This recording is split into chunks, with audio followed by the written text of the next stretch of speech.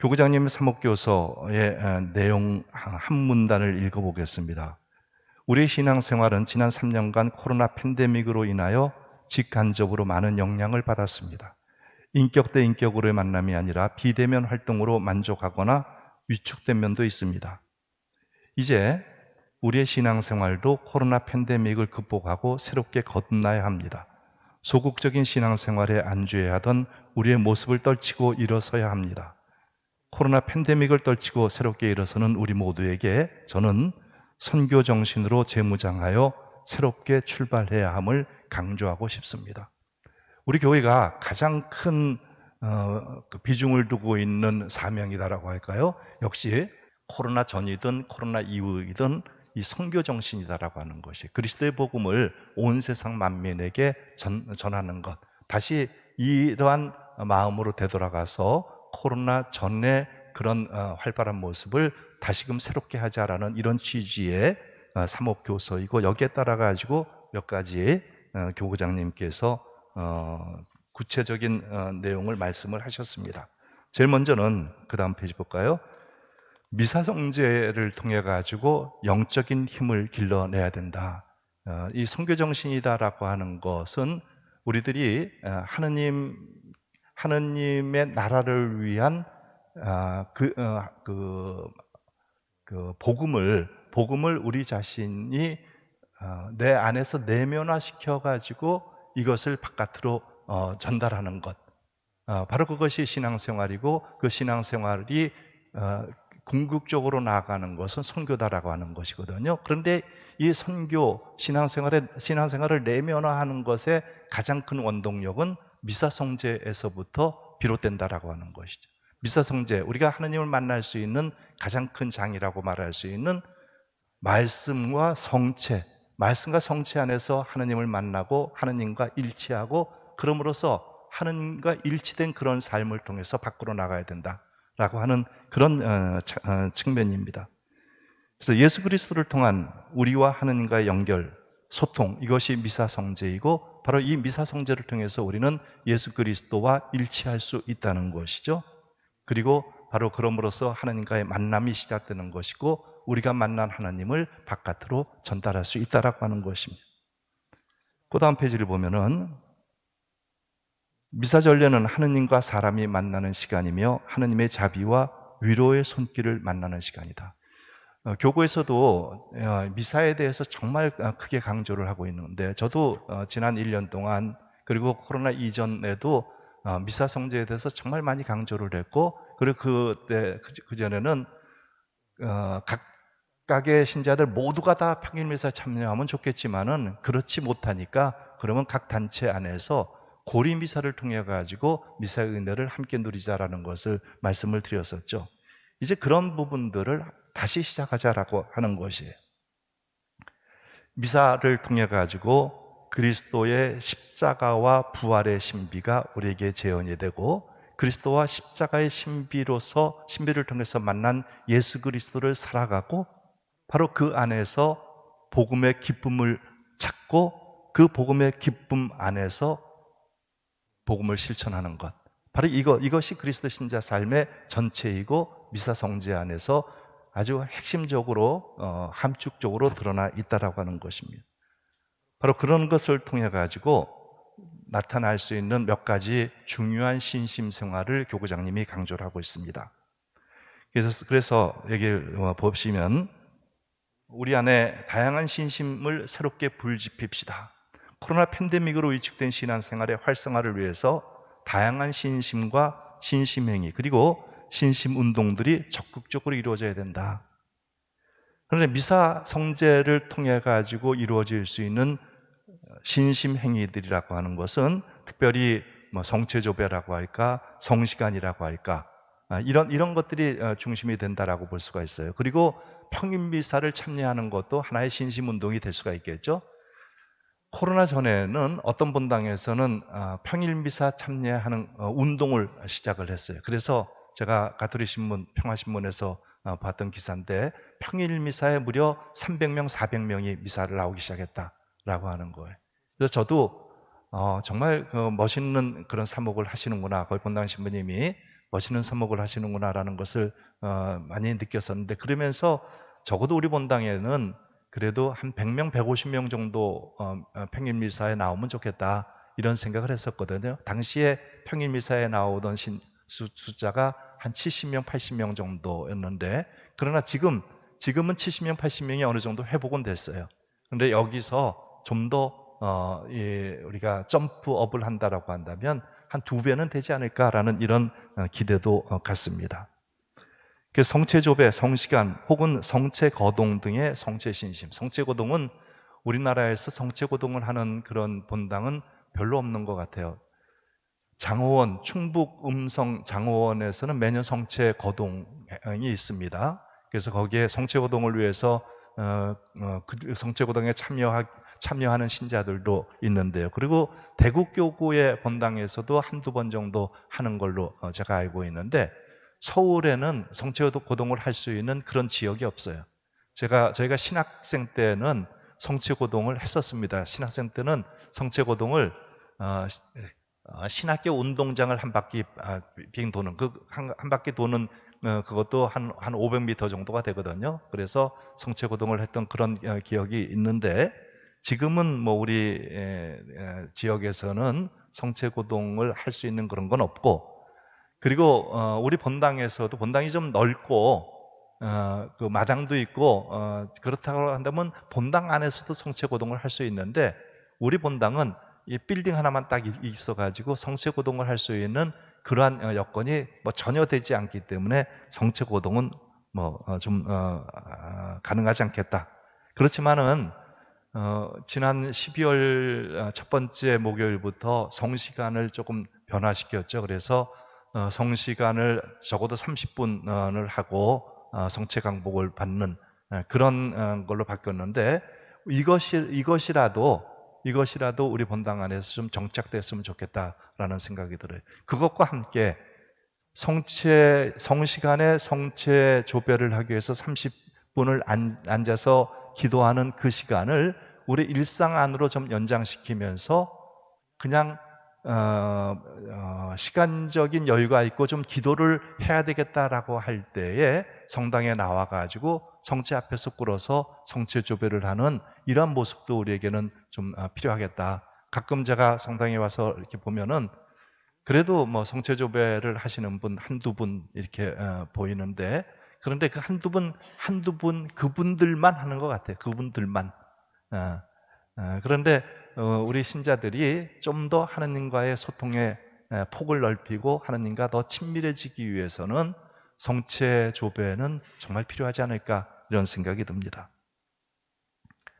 그리고 순교자 현양 신심, 성지순례, 순교자 신심, 성령 기도회나 성년 쇄신 등의 성년 신심들을 키워나가는 것, 바로 이런 것들을 통해서 새롭게 불붙은 신심이 우리 신앙을 더 깊이 만들어줄 수 있고, 또 우리 자신들에게 복음적 삶을 실천할 수 있는 그런 계기를 마련해 줄 수 있다라고 하는 것입니다.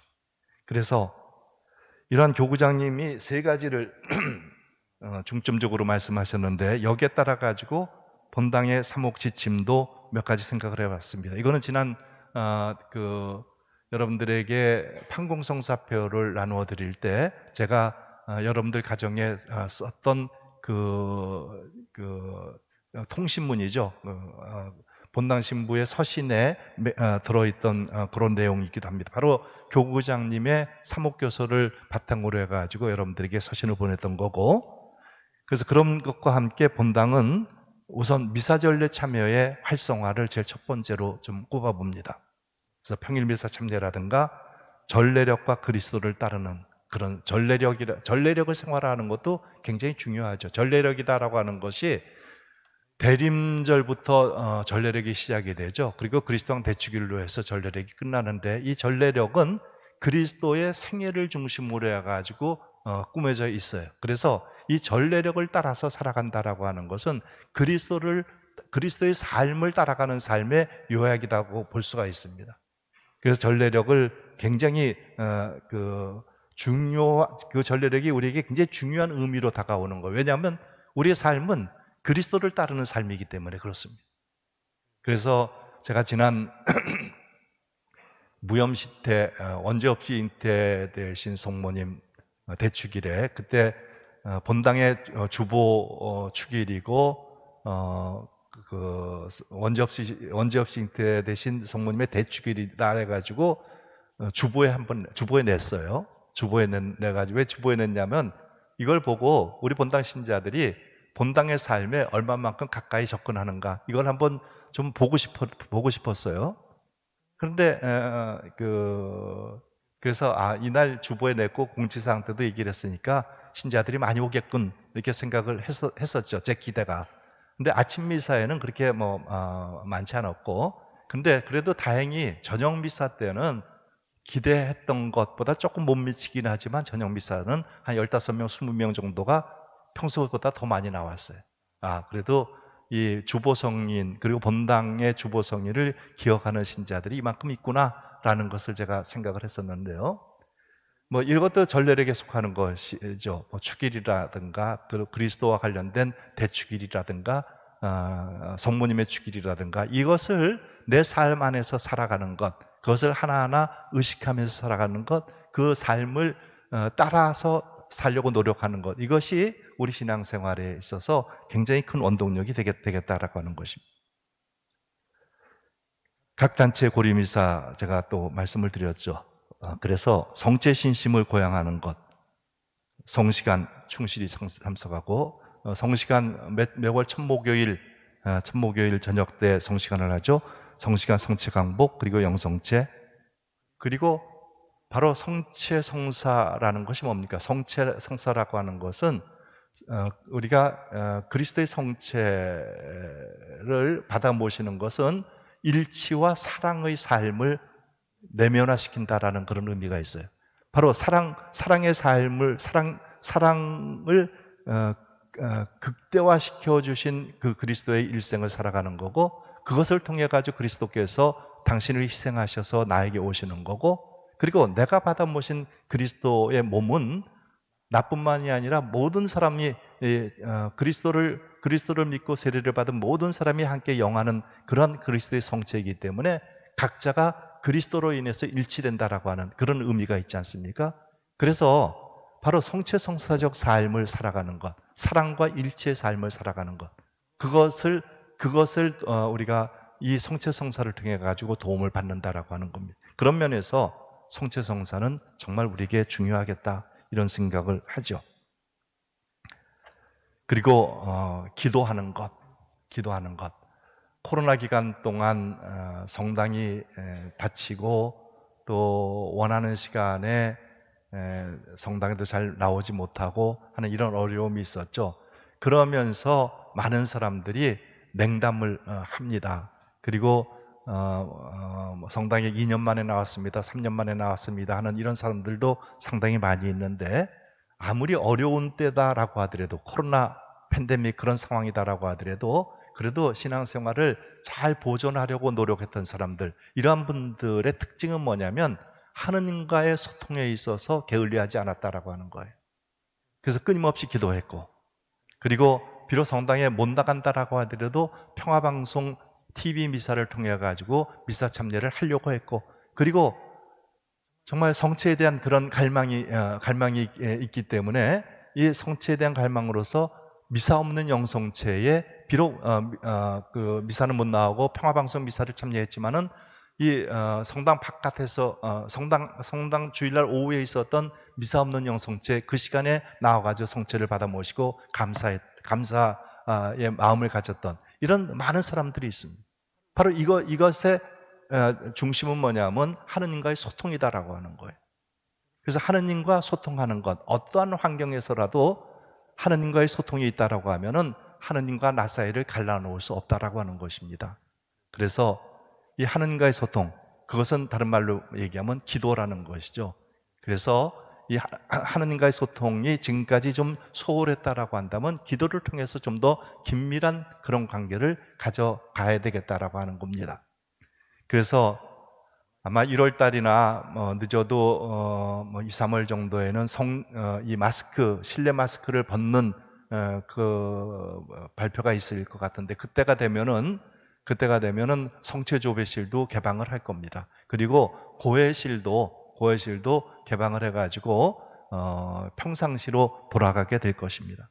그리고 성체조배하는 것, 성체조배를 10분 했습니다, 30분 했습니다, 1시간 했습니다 라고 하는 것도 이제는 레지오 마리아의 활동 보고 내용에 포함을 시켰으면 좋겠습니다. 그리고 또한 기도에 도움을 주는 강의들, 모임들 이런 것들을 활성화시켰으면 좋겠습니다. 이 코로나 기간 동안에 어떤 그룹에서는 이 SNS를 통해 가지고 기도를 약속하고 그 시간에 기도하는 그런 그룹들이 많이 있었죠. 그래서 그것들도 계속해서 유지시켜 나갔으면 좋을 것 같아요. 이번에 그 14일, 15일 날이죠. 다음 주 수요일 날 기도와 관련된 대림 특강이 있는데 역시 이것도 이것에 연관된 그런 하나의 대림 특강이니까 여기서도 관심을 가지시길 바랍니다. 그 다음 새로운 마음으로 출발하는 신앙 선교. 그래서 적극적으로 교육을 참여하고 성경 공부와 생활이 조화가 되어야 되고 자발적 봉사를 하고 전교우가 1인 1예비 신자 선교하는 것. 이건 말로만 지금까지 했고 대답만 그렇게 하겠습니다 손만 들었는데 이제 좀 실천하세요. 네? 실천하셔가지고 1년에 많은 사람도 아니라 한 명씩만 지금부터라도 계획하고 기도하고 관심을 갖고 그리고 그런 대상자를 인도하는 한 사람씩만 결심해 주시기를 바랍니다. 교회 가르침, 교회 문헌을 공부해야 된다라고 하는 겁니다. 공부하는 거 여러분들 되게 싫어해요, 그죠? 네? 뭐 성경 공부 열심히 하시는데 그런데 성경 공부에도 제가 성경 공부와 생활의 조화라는 걸 써놨지 않습니까? 성경 공부만 하면 뭐합니까? 반쪽이에요. 성경 공부를 내 생활 안에서 실현시킬 수 있는. 그래서 제가 코로나 이전에 각 성경 그룹에다가 이런 뭐 백주간이라든가 가톨릭 성서 모임에다 그런 얘기를 했어요. 활동 계획이 많이 있지만 그 활동 계획 안에 적어도 1년에 한 번 내지 두 번은 이 성경에서 공부한 것을 직접적으로 실천할 수 있는 사회봉사 활동을 계획을 해라. 이런 걸 제가 주문을 했었어요. 그런데 그 주문에 따르신 그런 단체들, 그런 그룹들도 있지만은 대부분은 그냥 그걸 하지 않다가 코로나를 맞게 됐는데 이제 다시 해야 됩니다. 성경 공부만 하면 뭐예요? 내가 공부한 것에 대해 가지고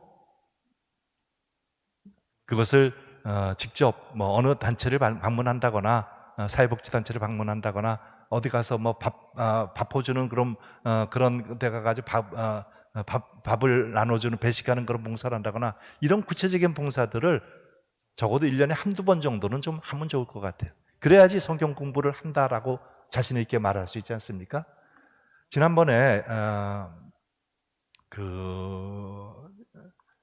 본당에 홀몸 어르신들 그리고 나눔의 대상 어르신들이 있는데 여기에 김장을 해가지고 나눠드렸죠. 그래서 몇몇 어르신들한테는 이 초등순체 어린이들이 함께 가가지고 그 김장김치를 전달을 했어요. 그러니까 이 어르신들이 얼마나 기뻐하는지 몰라요. 그 사진도 보신 분들도 계실 텐데 저는 그걸 보면서 이 주일학교 어린이들에게 이것이 정말 확실한 교육이구나. 그리고 사랑을 실천하고 사랑을 살아가는 데 있어서 이것보다 더 좋은 교육이 없구나 이런 생각을 했어요. 애기들 이렇게 하는데 우리 어른들 더 잘 할 수 있지 않겠습니까? 교육 같은 거 많이 있는데 좀 많이 참여하세요. 교육 같은 거 책도 좀 많이 보시고 교육 여러 가지 교육 특히 본당에서 하는 그런 여러 교육들은 정말 필요하기 때문에 제가 엄선해 가지고 소개를 하는 거거든요. 그래서 그런 교육 기회를 놓치지 않는 사람은 참 행운이겠다 이런 생각을 합니다. 그래서 이제 그것과 함께 이제 각각의 단체들, 사목회, 사목위원들은 교우 전체를 대표하는 봉사자들로서 본당에서 실시하는 모든 활동, 교육과 행사에 있어 교우들을 이끌어주는 주체가 되어야 된다. 본당 내 모든 활동의 두 축은 구역과 꾸리아가 되어야 하며, 특히 꾸리아는 레지오 본연의 임무에 충실한 가운데 본당 신부의 지도 아래 본당의 활동을 우선한다. 구역의 구반장은 본당의 수도자들과 협력하여 교회가 새롭게 출발하는 교회가 될 수 있도록 적극 노력한다. 제가 특별히 꾸리아에 대해서 쓴 것은, 꾸리아는 항상 그래요. 꾸리아의 지도신부는 본당 신부니 지도신부다. 항상 이렇게 얘기를 하는데, 근데 어떤 때 보면은 본당 활동은 두 번째가 되는 거, 이런 거를 제가 가끔 느끼는데, 레지오에서 상부기관에서 뭘 한다라고 한다면 거기에는 빠짐없이 적극적으로 참석을 합니다. 그런데 본당에서 하는 활동들에 대해 가지고는 좀 미룬 거나 다른 사람을 대체하거나 이런 경향들을 보는데, 오늘 같은 경우도 꾸리아 간부들 교육이 있는 것 같아요. 그렇기 때문에 오후에는 여기 참석을 하기가 어렵다, 이런 말씀을 하셨는데, 대체해가지고 참석을 하라 그렇게 얘기를 했다가, 이건 아니다. 본당이 우선이고, 그래서 오늘의 이 워크숍은 본당에서 가장 중요한 그런 모임이기 때문에 그 꾸리아서 하는 어떤 교육이나 이런 것보다도 이게 우선이 되어야 되고 대체해서는 안 되겠다라는 생각을 해가지고 제가 선교분과장님한테 꾸리아 간부들이 오후까지도 다 참석을 하라라고 말씀을 드린 겁니다. 근데 만일 그 꾸리아 그 상급기관에서 그 상급기관의 것이 우선이다라고 하면 글로 가셔도 돼요. 본당 신부의 지시보다도 상급기관이 우선이다라고 하면 글로 가셔도 됩니다. 그러나 그렇진 않을 거다라고 생각을 해요. 그래서 이 꾸리아와 본당 구반장들이 본당 전체의 중요한 축이 된다라는 것을 잊지 마시기 바랍니다. 선교분과, 전례분과, 코로나 이후 선교 정신으로 재무장하여 본당 중심으로 구체적이고 체계적인 선교 운동을 전개한다. 그래서 지난 그 선교 리플렛도 만들었죠. 적극적으로 활용을 해주시기 바랍니다. 전례 안에서 새로운 신앙의 활력을 얻을 수 있도록 신자들을 이끌어야 한다. 특히 평일미사 참례, 성시간, 성체조배 등에 적극적으로 참여해서 교우들에게 전례 참여의 기쁨을 알리는 데 노력한다. 위축된 신앙생활의 활성화를 위해서 성체신심, 성모신심, 순교자 신심, 성령 신심 등 다양한 신심과 신심 행위를 활용한다. 이런 내용들은 내년도 계획을 세우는데 크게 참고를 하셔야 될 내용들입니다. 가정생명분과, 복음의 기쁨을 증거하는 교회 공동체를 위해서 가정의 내적 복음화가 선행되어야 된다. 생명과 신앙의 기초인 가정 공동체, 말씀을 통해서 사랑의 열매를 맺는 가정교회가 될 수 있도록 노력한다. 가정교회다라고 하는 것, 가정을 가리켜가지고 작은 교회라고 얘기를 하거든요. 이 작은 교회다. 교회는 뭡니까? 교회는 그리스도가 직접 세웠고 그리스도와 함께하고 그리스도의 삶을 살아가는 공동체, 백성들, 이것이 바로 교회예요. 그런데 바로 가정교회라는 이 가정은 바로 이런 모습이 가정 안에서 있어야 된다는 것이죠. 그래서 가정 안에서 적어도 기도를 함께하는 이런 그 노력이 필요하겠다.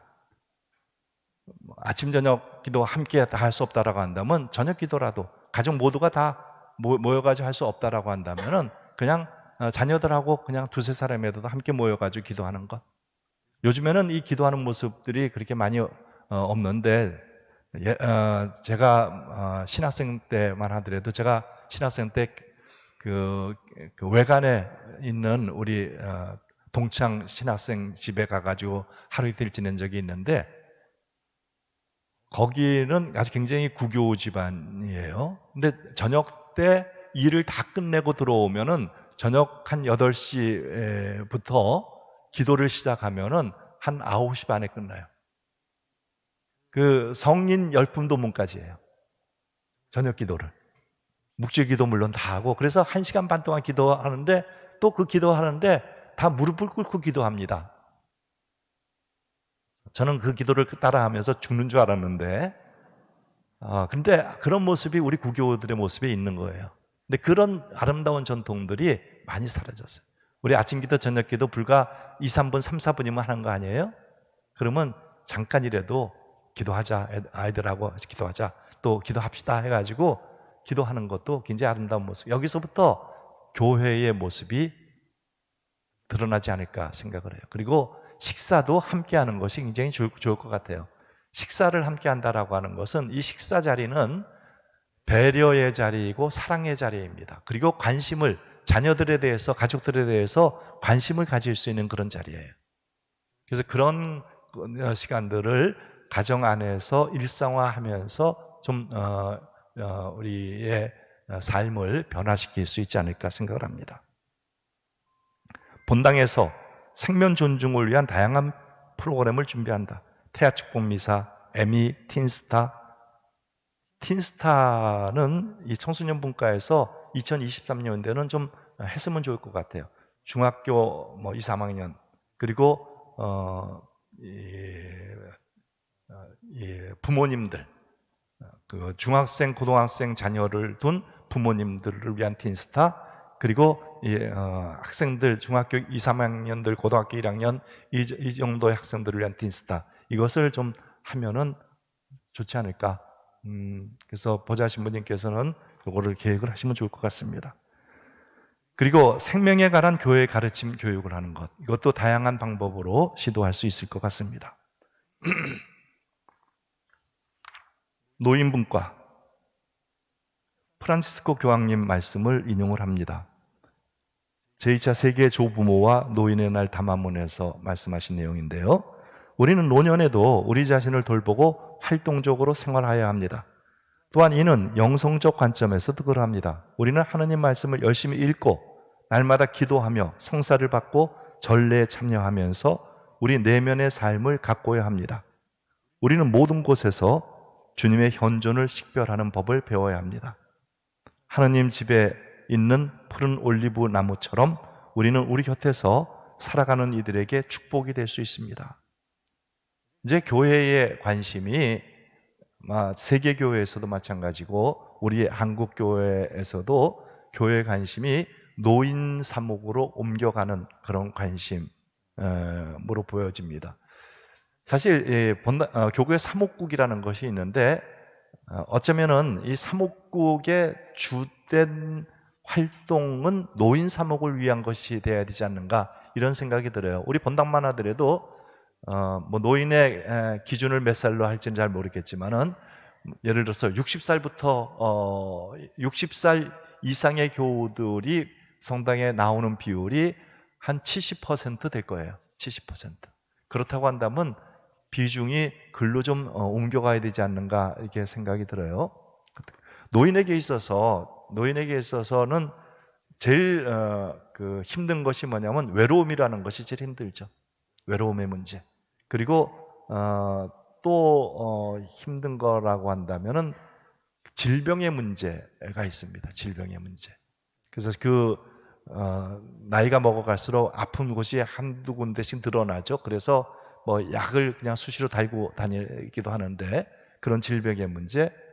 그리고 또 하나의 어려움이 있다라고 한다면 이 장애의 문제라는 것이, 장애.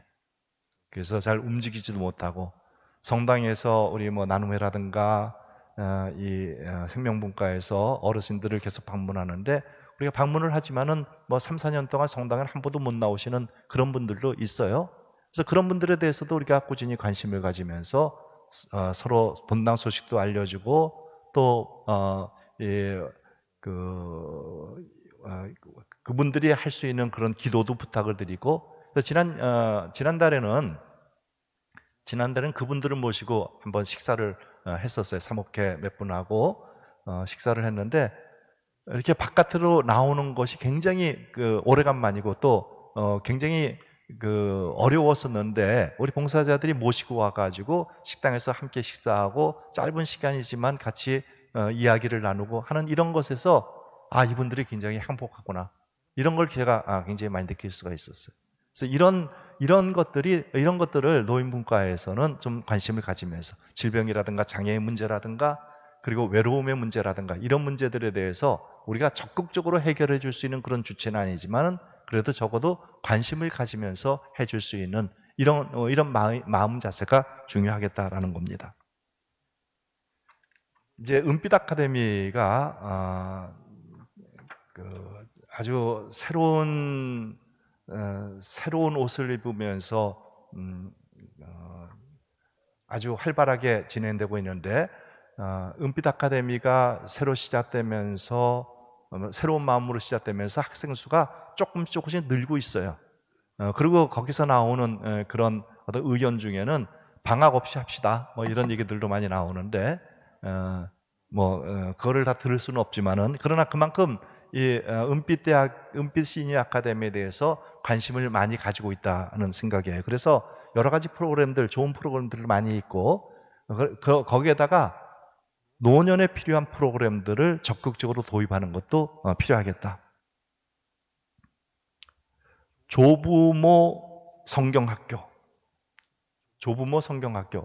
노인분들도 성경학교 같은 거, 성경 그룹을 하는 것도 한 번쯤 생각해 볼 수 있겠다.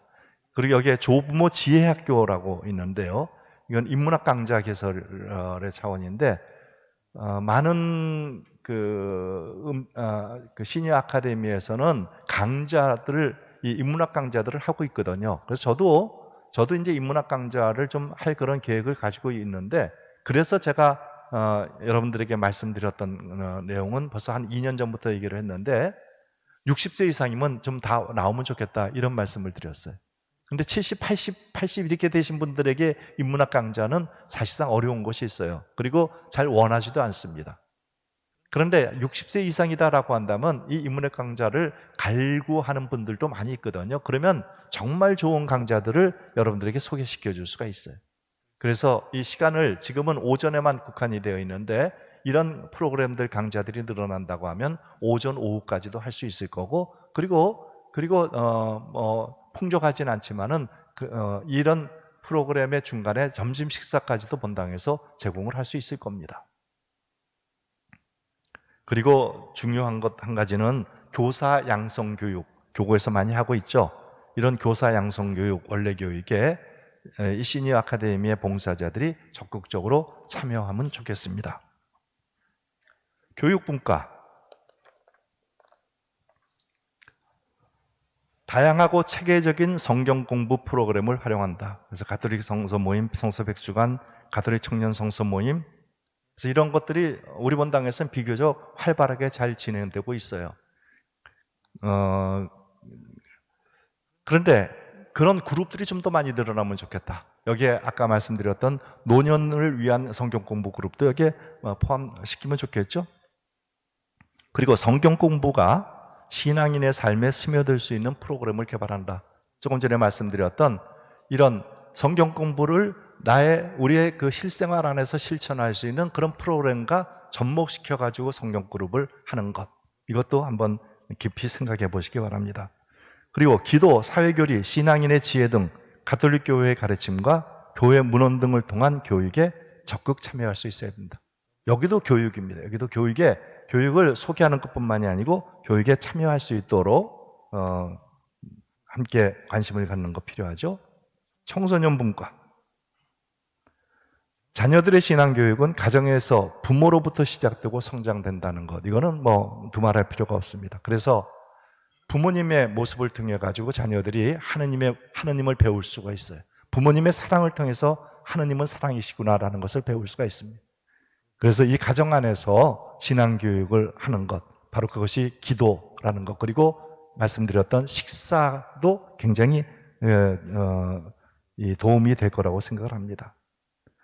자녀들의 끌려오는 부모가 아니라 부모가 자녀들을 이 사회의 건강한 신앙인으로 성숙할 수 있도록 이끌어야 된다.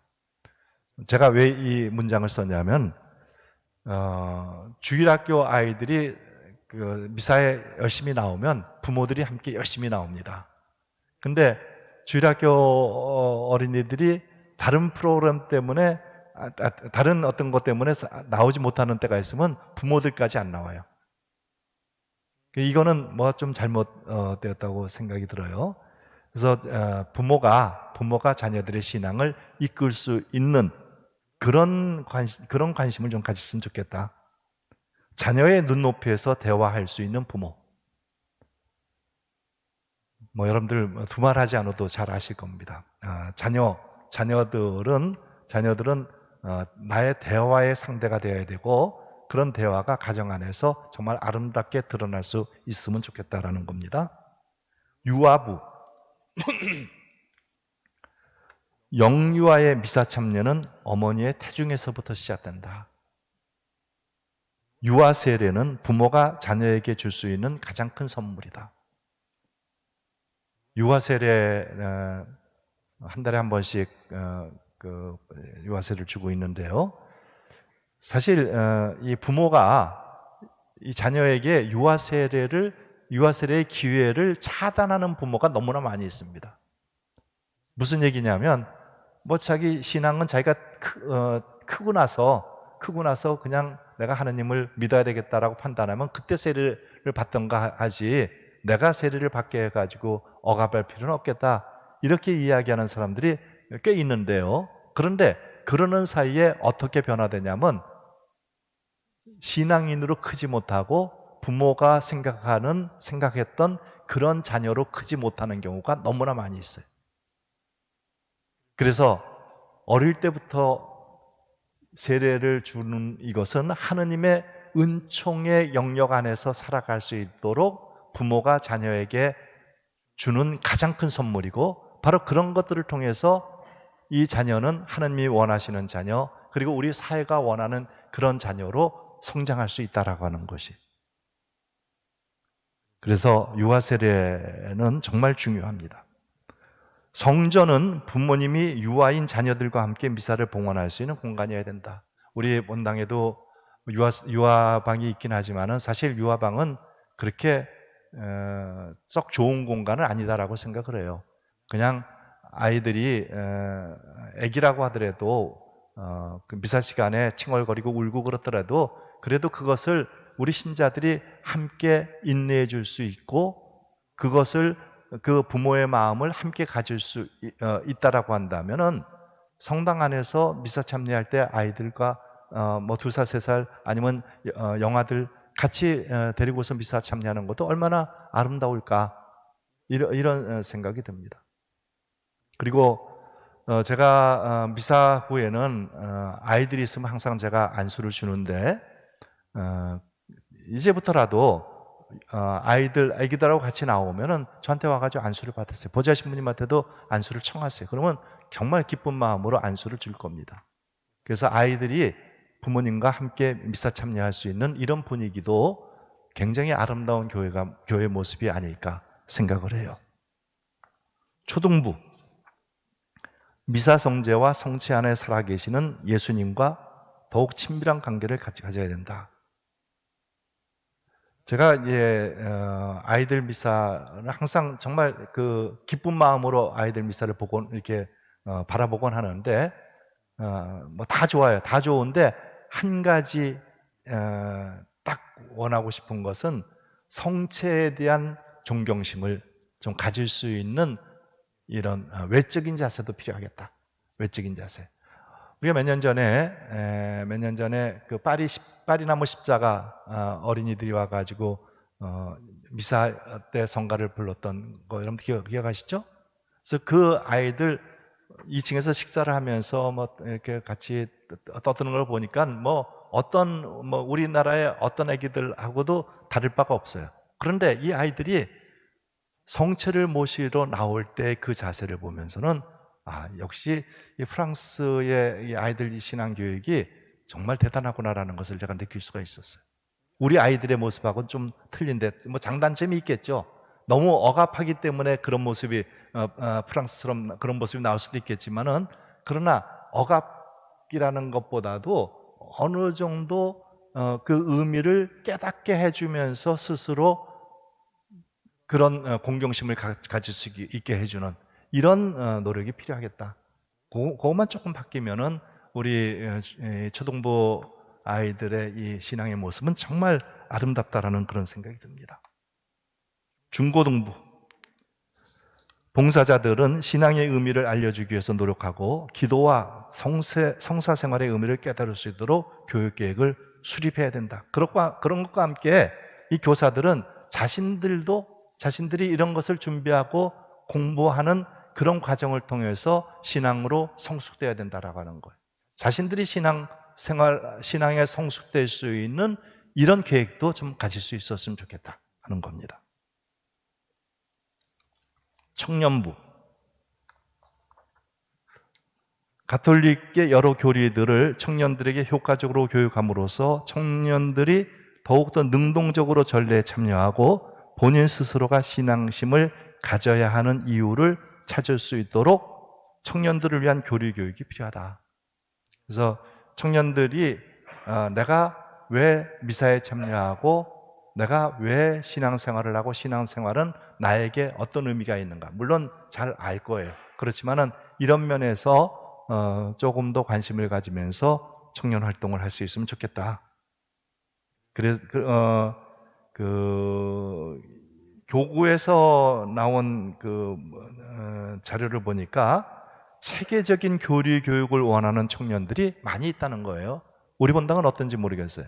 그래서 이 청년들을 위해서도 이런 체계적인 교리 교육, 예비자 교리가 아니더라도 이 하느님 나라의 신비에 좀 더 체계적으로 접근할 수 있는 이런 형태의 교육 같은 것들도 좀 필요하겠다, 이런 생각이 듭니다. 사회 사목분과 프란시스코 교황님께서 이렇게 말씀하셨습니다. 각 그리스도인 모든 공동체는 자신이 머물고 있는 편안한 곳에서 나와 복음의 빛이 필요한 변방 곳곳에까지 가기 위해 길을 나서라는 하느님의 부르심에 순종해야만 합니다. 복음의 기쁨에서 말씀하셨는데요. 사회 곳곳에 나가서 하느님의 뜻을 실천하는 것, 그것이 바로 그리스도 신자들 공동체의 소명이다라는 이런 말씀이죠. 내가 이 성전 안에서의 신앙생활에만 머무는 것이 아니라 성전은 바깥에서, 우리가 미사 맨 끝에 미사가 끝났으니 가서 복음을 전합시다라고 해서 이제 나가라, 파견하지 않습니까? 그래서 내가 파견되는 그 사회, 내 가정, 여기에서 그리스도 신자로서의 소명을 실천할 것을 교황님이 말씀하셨죠. 이것이 바로 사회 사목이고 사회의 복음화라고 말할 수 있습니다. 이 사회 복음화는 우리의 신앙생활하고는 절대로 떼어놓을 수 없는 핵심적인 거예요. 사회 복음화 없이는 내가 신앙생활을 하고 있다라고 말해서 안 됩니다. 그런 것처럼 사회 복음화는 정말 필요한 것이고, 이런 것을 위해서 사회사목분과가 관심을 가져야 된다는 거예요. 그래서 사회교리 교육 많이 있습니다. 교구에서도 있고요. 나눔의 생명분과, 구역분과 등과의 소통을 위해서 지역사회의 어두운 곳에 빛과 소금의 역할을 할 수 있어야 되겠다. 이런 점에 대해서도 계획을 할 수 있을 겁니다. 이렇게 이 교구장님의 사목교서와 관련해 가지고 우리 본당이 좀 어떤 방향으로 가야 될 것인가를 제가 좀 말씀을 드렸고, 이제 좀 더 말씀을 드려야 할 내용은, 이 시노드 성찰에 대해서는 지난 견진교리를 할 때 제가 말씀을 드렸었는데, 조금 더 요약하고 함축적으로 말씀을 드리도록 하겠습니다. 시노드에 125개 보고서가 제출이 되었고요. 여기에 71개 그룹인데요. 구역반 40그룹, 그리고 프레시디움 그룹이 14그룹, 신심단체가 16그룹, 그리고 개인이 한 명입니다. 개인의 의견함을 성당 1층에 한 2달 반 동안 놔뒀었는데 여기에 개인의 의견함은 한 명 들어왔어요. 그래서 각 단체별 소그룹 모임의 의견 수렴을 위해서 7개의 질문을 제시했고 각 그룹에서는 1, 2쪽 분량의 보고서를 작성해서 제출하였습니다. 보고서에는 본당 현실에 대한 성찰과 이에 따른 앞으로의 방향에 대한 의견이 제시되기도 했습니다. 그래서 오늘 이 보고서의 내용에 대해서 설명을 들은 다음에 오늘 오후에 있을 각 분과에서는 2023년도 방배 사동성당이 실천해야 하는 내용을 각 그룹에서 4개, 5개 항목으로 요약해가지고 발표를 했으면 좋겠습니다. 4, 5개 항목으로 요약하라고 하는 의미는 4, 5개의 항목 각각 우리는 이렇게 할 것이다, 이렇게 합시다 라는 그런 형태의 의지가 담겨져 있는 일종의 제가 이런 것들을 통해 가지고 그룹이 뭐 한 10개 그룹이다라고 한다면은 이 그룹에서 이렇게 제시되는 한 4, 50개의 그런 내용을 가지고 10가지를 추려 가지고 2023년도 방배사동 성당 신자들이 지켜나갈 10계명을 만들 겁니다. 그래서 그런 것과 관련해서 발표를 하시면 되겠습니다. 첫 번째 질문. 교회는 평신도들의 소리에 귀를 기울이고 있는가? 그렇지 않다면 어렵게 하는 요인은 무엇인가? 여기 이제 나온 그런 의견들이 성직자 중심의 교회, 주님의 공동체인 신자 공동체의 중요성을 공감하지만 하고 또 이를 위해서 적극적으로 참여할 의지가 있다. 그러나 그 방향에 대해서는 의견이 다양합니다. 그렇기 때문에 원활한 소통이 필요하고 서로 노력해야 된다. 사실 이런 여러분들이 낸 의견들은 원활한 소통이 필요하다라는 것 다 이구동성으로 똑같이 이야기를 하고 있습니다. 그런데 이 소통을 위해서 서로 노력해야 된다라고 쓰고 있지만은 어떠한 노력을 하고 있는가, 또 어떠한 노력을 해야 되는가에 대해서는 뭐 별로 이렇게 의견이 없는 것 같습니다. 이제 우리 본당에서 이러한 소통을 위해 가지고 하고 있는 방법이 뭐냐면 직원 회의가 일주일에 한 번 있고 회장단 회의가 일주일에 한 번 있고 사목회 상임위원회가 월 1회가 있고 구역장 회의가 월 1회, 구반장 회의가 월 2회, 꾸리아 회의가 각각 월 1회씩 있고 각 단체의 카톡방을 운영을 하고 있습니다. 그리고 뭐 여기에 기록되지 않은 각각의 단체들이 아마 나름대로의 카톡방 내지는 이런 SNS를 통한 소통의 창을 만들고 있다라고 생각을 하는데요. 바로 이러한 형태 안에서 이루어지고 있는 소통에 더해 가지고 어떻게 더 소통할 것인가, 이런 점에 대해서도 우리가 고민을 해야 되겠죠. 필요하다라고 하니까, 소통이 잘 안 된다라고 하니까, 그러면 소통이 잘 안 된다라고 하는 원인은 무엇인가라고 하는 것도 고민해 볼 필요가 있습니다. 또 교회 내 차별의 문제도 얘기했어요. 여성 사제, 또 이혼자에 대한 교회법적 장애자 시설, 이제 이런 것들이 필요하다. 근데 여성 사제, 이번 주에 평화신문, 가톨릭 신문인가 평화신문에 보니까 여성들이 다양한 직무에 다양한 직책으로 봉사하고 활동할 수 있지만은 여성 사제는 안 되겠다. 이건 또 교황님께서 또 그렇게, 프란치스코 교황님께서 그렇게 말씀하셨어요. 그래서 이거는 뭐 제가 하고 싶어도 안 되는 것 같아요. 이거는 여성들을 성체 분배를 허용해야 되지 않느냐, 성체 분배자를 여성도 허용해야 되지 않느냐, 여러분들 어떻게 생각하세요? 어떻게 생각하세요? 아마 여러분들 대부분 여성들이지만 찬반이 있을 거라고 생각을 하고, 저는 좋다고 생각해요. 저는 좋다고 생각하는데 이게 교구 안에서도 논의가 되긴 했었어요. 그런데 전임 교육장님이신 염수정 추기경님은 안 된다라고 일단 선을 그으셨습니다. 그래서 이런 문제도 좀 어렵고, 이혼자에 대한 교육법적 장애, 사실 이혼자에 대해서 교육법적 장애 때문에 신앙생활에 어려움을 겪는 분들이 많이 있죠. 왜냐하면 우리가 가르치는 혼인이라고 하는 것은 남자와 여자의 그 결합은, 남편과 아내의 결합은 그리스도와 교회의 결합과도 같다. 그리고 하느님과 이스라엘과의 결합과도 같다. 이렇게 신학적으로 얘기를 해요. 하느님과 이스라엘이 갈라질 수 없죠. 교회와 그리스도가 갈라질 수 없죠. 그렇기 때문에 남편과 아내도 갈라질 수 없다라고 하는 거예요. 그래서 그런 면에서 이혼을 교회가 법적으로 허용하는 것은 없다라고 하는 것을, 있을 수 없다라고 하는 거예요. 그래서 이런 문제에 대해 가지고 이 프란치스코 교황님께서는 처음에 교황이 되시자마자 주교대위원회를 열었죠. 전 세계 주교대위원회를 열어가지고 각 나라의 의견들을 다 들었는데, 그래서 많은 신학자들이 여기에 열띤 토론을 하고 그랬음에도 불구하고 결국은 이것은 허용되지 않았어요. 그래서 이건 제가 할 수 없는 것이기 때문에 좀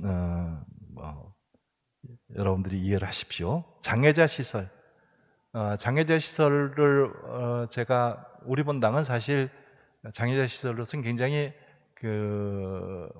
더 이상 어떤 시설을 할 수 있는 그런 것도 없는 것 같아요. 제가 와가지고 장애자 시설로 했던 거는 그 성당 그 앞에 길에서 성모동산으로 오는 그 작은 계단이 있죠. 그 계단에 난간을 만드는 거 제가 오자마자 만들었어요. 그래서 좀 편안하게 올라올 수 있게끔 하고, 그리고 엘리베이터도 작은 것, 그래서 장애자 휠체어가 들어갈 수 없었던 거를 크게 해가지고 휠체어가 그 안에서 움직일 수 있게끔 만들었어요. 더 이상 다른 게 할 게 없어요, 우리는. 그래서 이 문제는 더 제가 말씀드리지 않겠습니다. 신자들의 무관심이 소통을 방해하는 커다란 원인이다. 이거는 제가 적극적으로 공감을 합니다. 신자들은 자기가 좀 관심이 있다. 신자들뿐만 아니라 누구나 마찬가지죠. 내가 관심이 있다라고 생각하면 뭐든지 다 하지만 별로 관심이 없는 것 같아요. 교회 일에 대해서 우리 교우들은 별로 관심이 없다라는 그런 생각이 가끔 들기도 합니다. 그래서 그래서 이런 부분들을 좀 말씀을 드리고, 개인의 성화와 사회의 복음화에 대해 그 필요성과 적극성을 인식하고 있는가, 각자는 자신의 역할을 수행하고 있는가, 여기에 대해서 35%만 긍정적으로 대답했다라고 하는 겁니다. 개인 성화와 사회 복음화에 대한 당위성은 인식하지만 적극성이 부족하다라는 의견이 많았습니다. 적극성의 부족은 평신도들의 소극적, 방관자적 자세 때문이다. 그리고 교회 내의 봉사를 회피한다. 제가 몇 년 동안 봉사를 좀 하십시오 이렇게 요청도 하고 또 사목회 뽑고 하는 데 있어서 많은 노력을 기울였지만 그때마다 굉장히 어려움이 있었는데 그만큼 별로 관심이 없다라고 하는 거예요. 본당 내 신심 활동을 하는 교우들은 불과 250명 만지시다. 여러분들 한 100명. 그 중에서도 그나마 적극적 봉사자, 아마 단체장을 이야기하겠죠. 여러분들 한 30%에 불과하다. 그리고 각 단체의 봉사자들이 폐쇄적이고 각 단체는 친목 집단화되고 있다. 친목 집단화되고 있다라고 하는 건 굉장히 우려할 만한 건데요.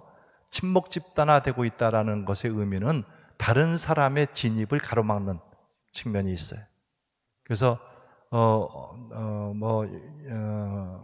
예를 들어서 꾸리아 프레시디움을 누가 어디 하는데 골라가면서 프레시디움을 프레시디움 단원을 모집한다거나, 또 어느 단체에 들어가고 싶은데 그 단체원들이 원하지 않는다거나, 이런 모습들이 있다는 거예요. 우리한테 친목 집단화된다라고 하는 거예요. 그래서 성당에 미사 참여하기보다는 그냥 나와가지고 만나가지고 모여서 회의하고 차 한잔 마시고 아니면 식사하고 이렇게 해가지고 하루를 만남의 날로 정해가지고 하는, 이것이 성당을 잘 나오게 할 수 있는 계기도 될 수는 있겠지만은, 그러나 다른 한편으로는 이 친목 집단이 와야 될 때는 신앙까지도 완전히 잃어버린다는 이런 아주 굉장히 위험성이 있는 거예요.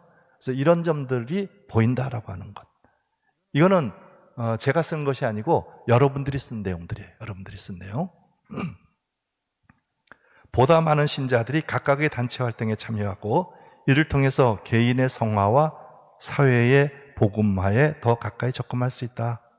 단체 활동하는 것, 신심 활동을 하는 것이 사회 복음화에도 도움이 된다는 것이죠. 교회 공동체 일에 적극적으로 참여하는 신자들의 수가 적고 오랫동안 봉사하는 경우도 많다 보니 타성에 젖어 적극적으로 무언가를 시도하는 것을 주죠.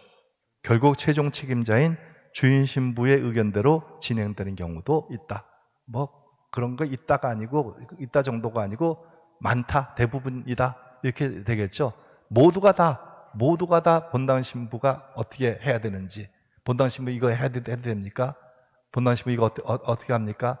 이렇게 미루는 것들이 너무나 많은 거예요. 스스로 결정할 수 있는 것이 능력이 없는 건지, 회피하는 건지, 본당 신부를 너무 믿는 건지.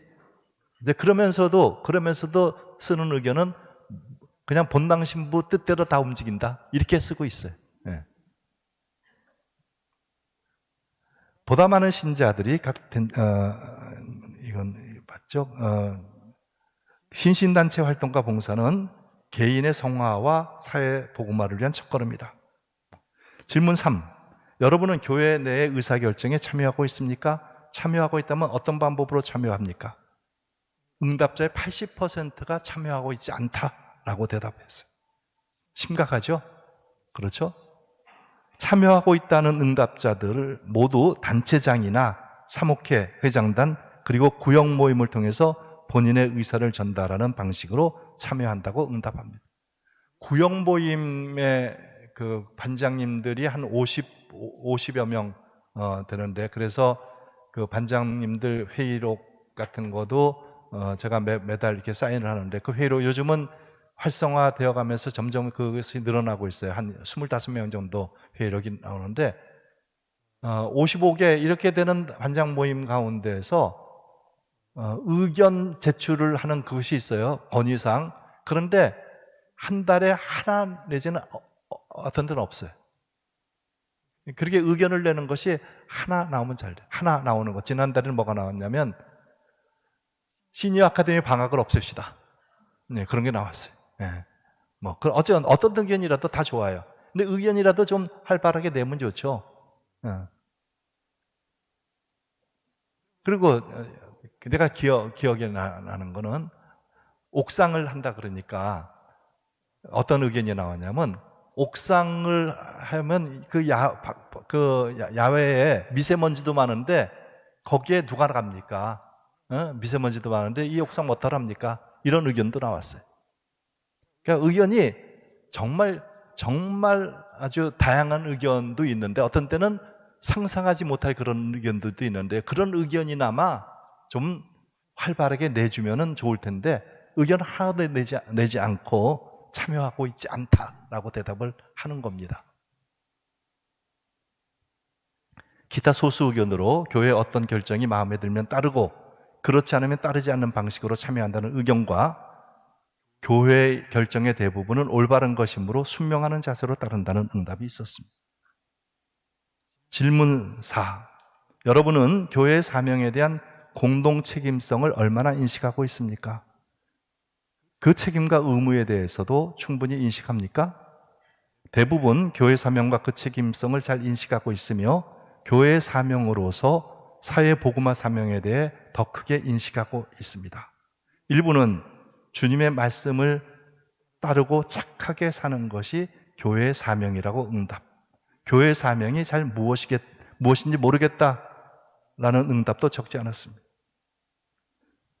교회의 사명을 잘 인식하고 있지만 잘 실천하지 못하고 있다는 응답이 반 이상입니다.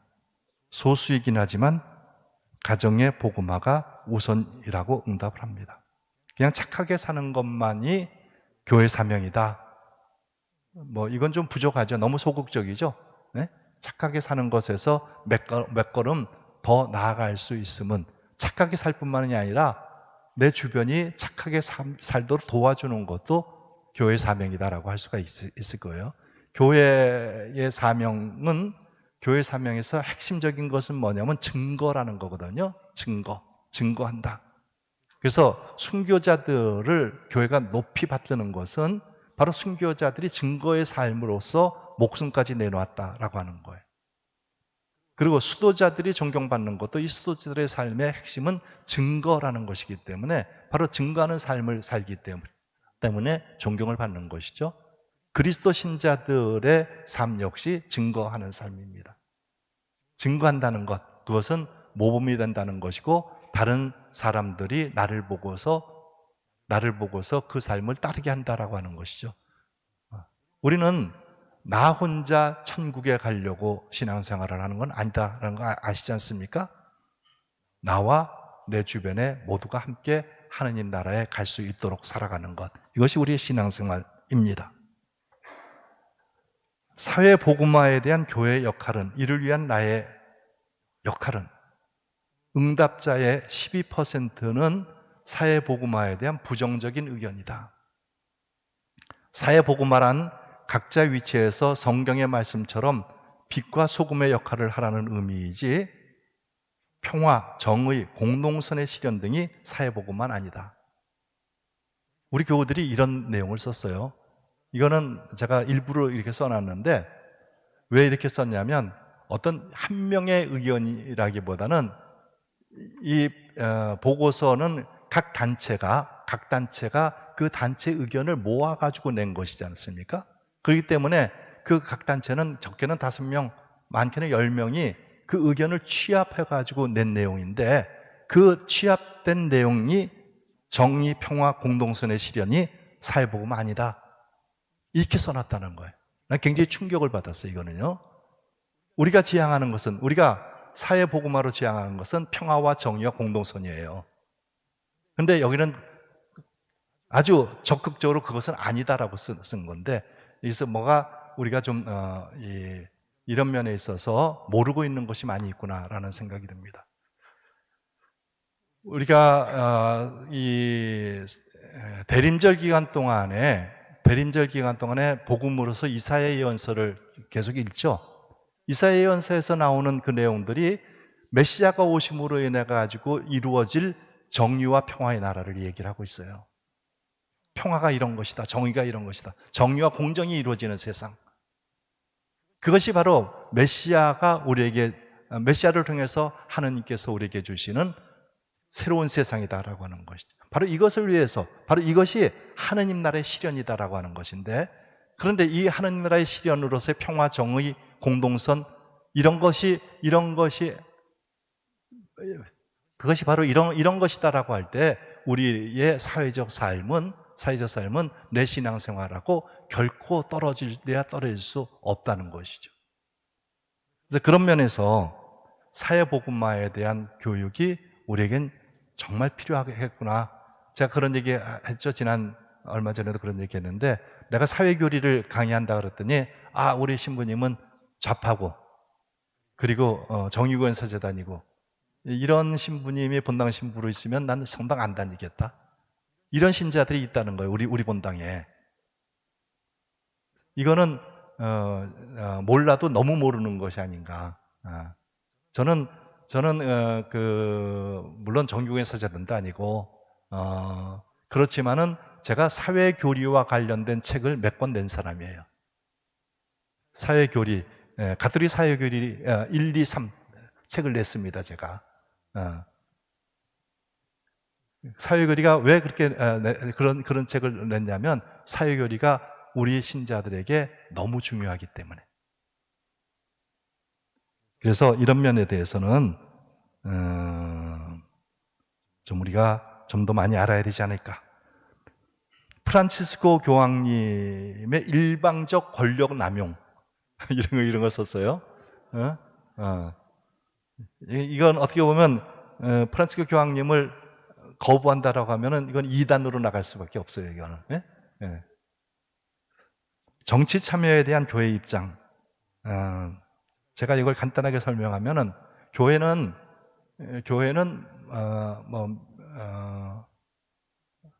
사회주의를 지향하는 것도 아니고 또 민주주의를 지향하는 것도 아니고 교회가 따라서 나아가는 방향, 어떤 체제 이념 절대 아니에요.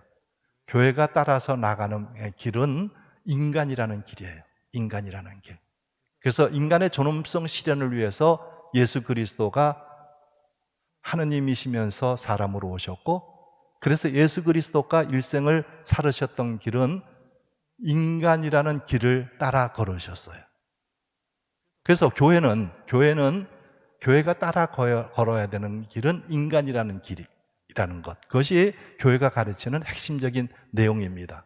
그래서 정말 중요하게 생각하고 있는 것은 인간 존엄성 실현이라는 것이 정말 중요하죠. 그래서 교회는 인간 존엄성이 훼손되는 그 어떤 영역이다라고 하더라도 거기에 다 교회는 개입을 합니다. 예를 들어서 어떤 독재자가 정치를 하는 데 있어서 그 정치로 인해 가지고 인간의 삶이 피폐화되고 죽어가고 정말 아주 인간의 품위를 온전히 다 빼앗겨 버리는 그런 상황이다라고 할 때 교회는 얘기하죠. 교회는 독재자 물러가라라고 얘기를 합니다. 교회는 인간의 존엄성을 위한 것이다라고 한다면 어떠한 내용이다라고 하더라도 분명히 이야기를 하는데, 그러나 요즘 우리 사회에서 MBC는 보지 마라, 이런 얘기도 하잖아요. 어떤 신부가 MBC만 봐라 그렇게 하죠. 그리고 정치적인 아주 정치적인 현안에까지도 아주 그렇게 얘기를 하는데, 그거는 교회 가르침이 아니에요. 그거는 절대로 교회 가르침이 아닙니다. 인간 삶과 연결이 되나 한만 생각해도 저는 그런 생각이 안 들어요. 그래서 인간의 품위를 높이고 노동자에 대해서 얘기한다고 한다면 노동자들이 인간 이하의 삶에 빠져들었을 때 그 인간으로서의 삶으로 들어올리기 위해 가지고 노동자들 지지할 수 있죠. 그런데 바로 이런 인간이라는 관점에서 이야기한다라고 할 때는 왜냐하면 정치라든가 경제라든가 사회적인 여러 문제는 어떤 때는 정말 긴밀하게 인간 삶과 직결되는 그런 영역들이 많이 있거든요. 그렇기 때문에 거기에 얘기를 하는 거예요. 그런데 정당 정치라든가 정치의 어떤 구체적 현안이라든가 이런 거에 대해서는 얘기하지 않죠. 그런데 한 가지 1976년인가요? 이탈리아의 총선이 있었는데 이탈리아 총선에서 그 당시에 공산당이 굉장히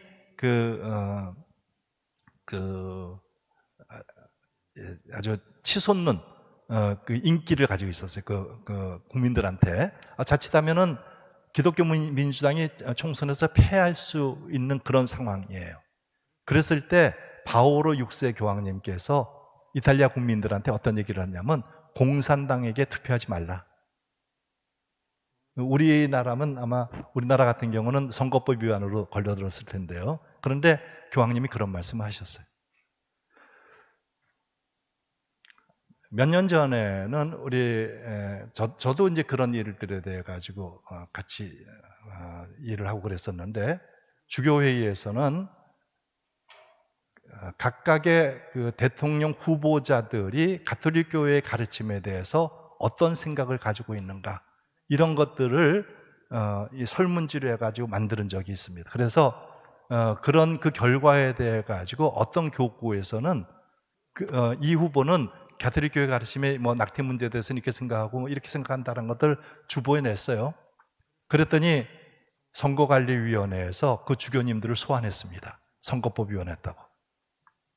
물론 안 가셨죠. 물론 안 가셨는데, 근데 우리나라의 상황이 이제 그런 상황도 있을 수 있는데, 교회가 법을 위반하면서까지 그런 걸 해야 되는 이유는 바로 이런 것들이 인간 삶에 직결되는 문제이기 때문에 이야기를 해야 되겠다라고 판단을 한 거예요. 그래서 그런 면에서 인간 문제다라고 한다면 교회는 언제든지 개입한다라고 하는 이런 차원이 교회와 정치와의 그런 관계라고도 볼 수가 있습니다. 뭐 정치뿐만이 아니라 교회와 정치, 경제, 사회, 재반 문제와 관계다 이렇게 얘기할 수가 있을 것 같아요. 그래서 사회복음화, 사회교리 이런 점에 대해서 특히 우리 본당의 교우들은 더 많은 교육이 필요하겠다라는 그런 생각이 들었습니다. 영적 성장을 위한 기도 생활과 전례 참여는 여러분에게 얼마나 중요합니까? 영적 성장을 위해 무엇을 더 노력해야 한다고 생각합니까? 여기에는 뭐 다 중요하다라고 응답을 했죠. 근데 영적 성장이다라고 하는 것은 그냥 여기에 한 곳에만 머무는 것은 아니다라는 거예요. 뭐 사회복음화라든가 뭐 사회봉사라든가 이런 것과 다 연결되어 있는 것이죠.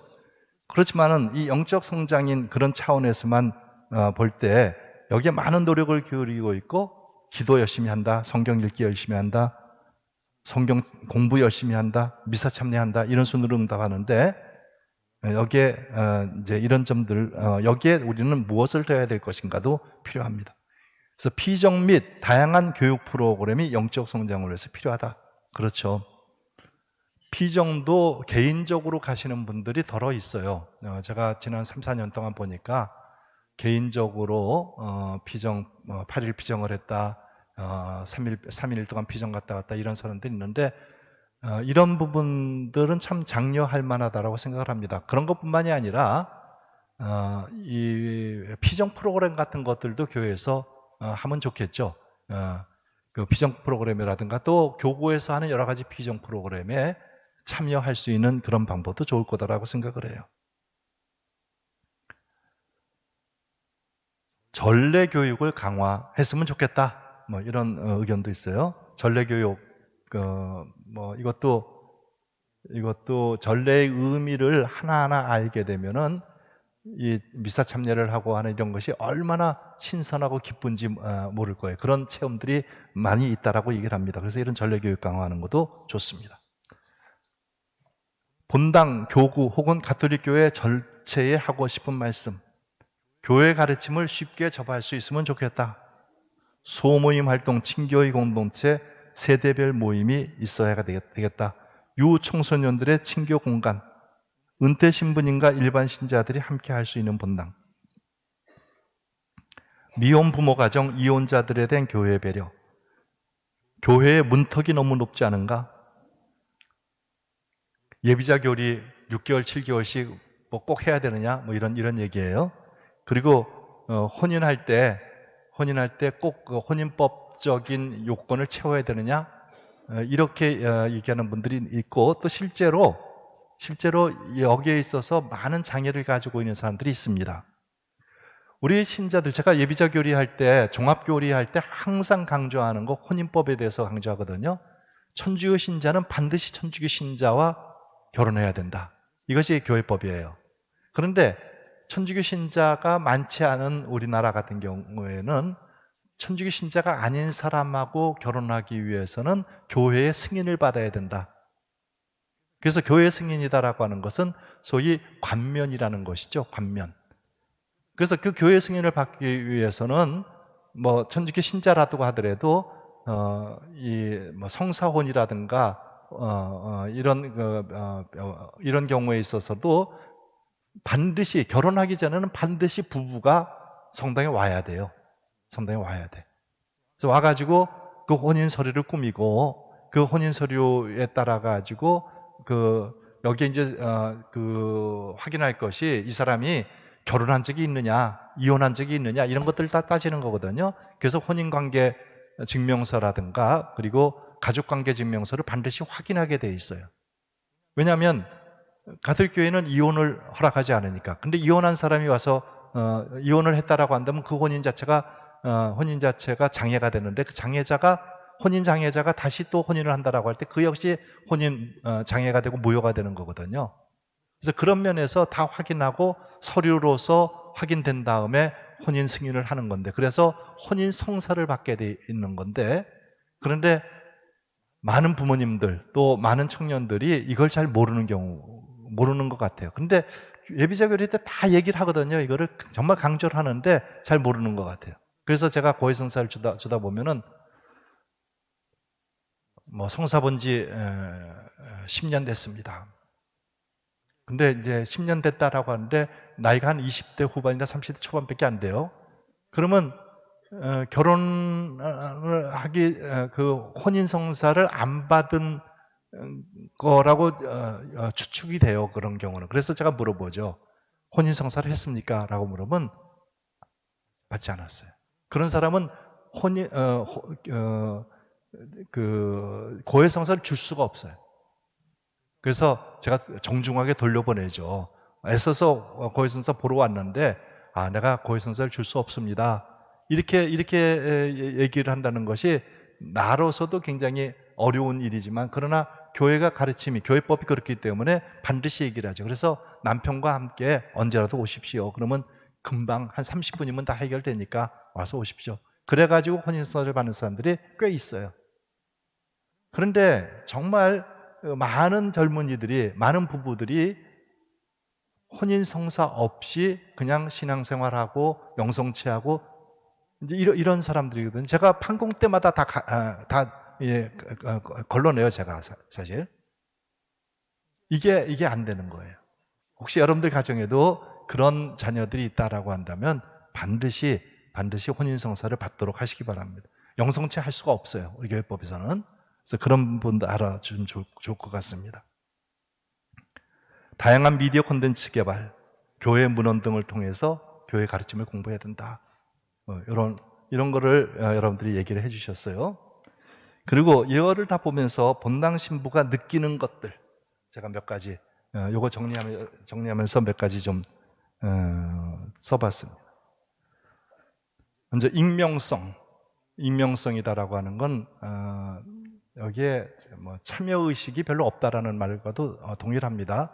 익명성이다라고 한다면 나서서 하려고 그러지 않아요. 나서서 그냥 숨어서 다른 사람이 하는 걸 잘 보고서 옆에서 그냥 응원을 하든가 아니면 옆에서 험담을 하든가 깎아내리든가 이렇게 하는 사람들이 사실 많이 있습니다. 많이 있어요. 심지어 헌금하는 것까지도 헌금 많이 하는 것까지도 비난하는 사람들이 있어요. 심지어 숨어서 하느님의 뜻을 따르는 것이 신앙생활이다. 그래서 나는 신앙생활을 열심히 한다라고 하지만은 그냥 머리에만 머물고 있어요. 물론 손끝 발끝으로 오기가 굉장히 힘든 것만은 사실입니다. 김수환 주기경님께서도 그 하느님의 사랑이 머리에서 가슴을 통해 가지고 손끝으로 오르는데 70년이 걸렸다 그랬어요. 네? 그런데 저는 여러분들에게 좀 더 빨리 깨달을 수 있도록 지금부터라도 하십시오라는 거예요. 머리로만 머물지 말고 빨리 손끝 발끝으로 와가지고 움직이시라라는 겁니다. 그래서 당연히 실천이 부족하다. 성경 공부는 근데 굉장히 열심히 해요, 여러분들. 아주 열심히 하는데, 그래서 조금 바라고 싶은 거는 성경 공부에다가 하느님 말씀의 실천을 좀 더해가지고 공부를 했으면 좋겠다라는 것입니다. 그리고 교리 공부, 교회 가르침, 특히 사회교리 공부도 좀 하면 좋겠다. 신심단체 친목 모임화, 아까 말씀드렸죠. 교무금 헌금 정신의 부족. 이걸 보면은 여러분들 가운데는, 우리 본당교우들 가운데는 제가 정말 감사드리는 거는 교무금 많이 내셔야지 100만 원, 200만 원 월 이렇게 내셔가지고 그분들로 인해 가지고 제가 사실 이 본당의 신부로 있으면서 재정적인 어려움은 겪지 않고선 본당 신부를 무사히 잘 하는 것 같아요. 전 본당에 있을 때는 빚이 많아가지고, 그리고 헌금 교무금도 뭐 잘 되지 않고 그래가지고 5년 내내 있으면서 빚 갚느라고 정말 힘들게 해서 빚 갚고 좀 여윳돈을 남겨놓고 왔는데, 여기서는 뭐 그런 건 없어요. 그러나 왜냐하면 그래도 헌금 교무금 100만 원, 200만 원 이렇게 내시는 분들도 더러 계셔가지고 참 제가 그분들에게는 감사합니다. 그래서 제가 떠날 때 어떤 감사의 말씀을 드려야 될까 이런 생각도 제가 하는데, 그래서 그분들에게 감사해야 되겠다 이런 생각을 하고 오늘도 그 얘기를 하는 겁니다. 그런데 이런 생각도 해요. 교무금 100만 원 내는 사람이나 교무금 10만 원 내는 사람이나 오히려 100만 원 내는 사람이 100만 원 내는 분이 더 부자가 아니에요. 더. 그런데 대부분 다 뭐 재산이 많고 적고에 관계없이 상당 부분의 사람들이 그냥 10만 원으로 만족하고 있다. 이런 걸 보면서는 역시 이 교회의 가르침이라든가 하느님의 뜻을 실천하는데 좀 우리가 주저하고 있는 것이 많이 있구나 이런 생각이 듭니다. 제가 이런 얘기를 또 하고 싶은 거는, 우리가 회개해야 된다. 많은 점에서 뭐 습관을 좀 바꾸고 막 이렇게 얘기를 하지 않습니까? 또 대림절, 사순절 하면서도 회개해야 된다라고 하면서 많이 노력을 하는데, 헌금, 교무금 내는 것에 대해서는 전혀 회개하지 않아요. 그냥 헌금 10,000원 냈던 사람은 그냥 한 번도 20,000원 낸 적이 없어요. 마음을 바꾸는 것이 회개다라고 한다면 10,000원 냈던 분이 20,000원, 30,000원 내고 아니면 50,000원짜리 내고 하는 게 그게 회개거든요. 1,000원짜리, 5,000원짜리 냈던 사람이 절대로 10,000원을 안 냅니다. 제가 가끔 봐요. 가끔 보면은 이 사람은 계속해가지고 그냥 5,000원만 내는구나, 1,000원짜리만 내는구나 이런 게 보이죠. 근데 이거를 바꾸는 거가 회개예요. 회개. 우리가 개신교 신자들은 헌금을 많이 한다 이런 얘기를 하지 않습니까? 우리 천주교 신자는 적게 한다. 맞는 말씀인데요, 저는 교회를 통해서 해야 될 일이 정말 많이 있다고 생각을 해요. 많이 있다고 생각해요. 그런데 개신교에서는 교회가 정말 많은 일을 합니다.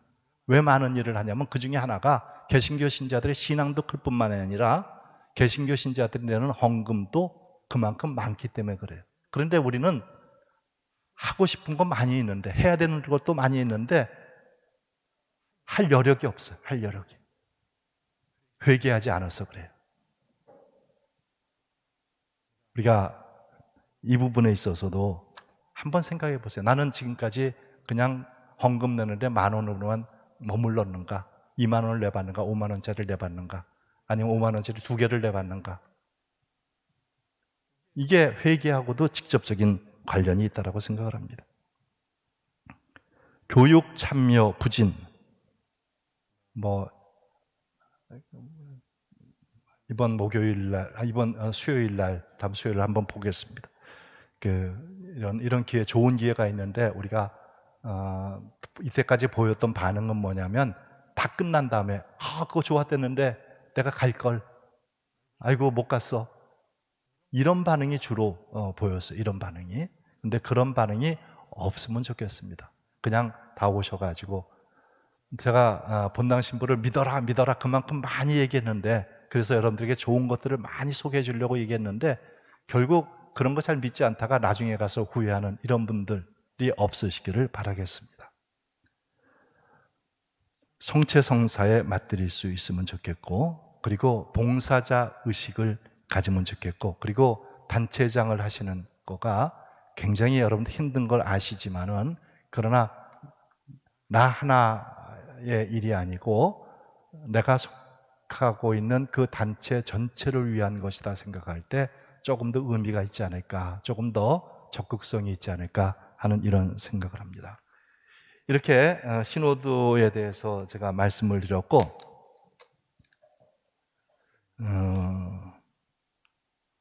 바자회는 제가 오후에 잠깐 하겠습니다. 바자회에 대해서도.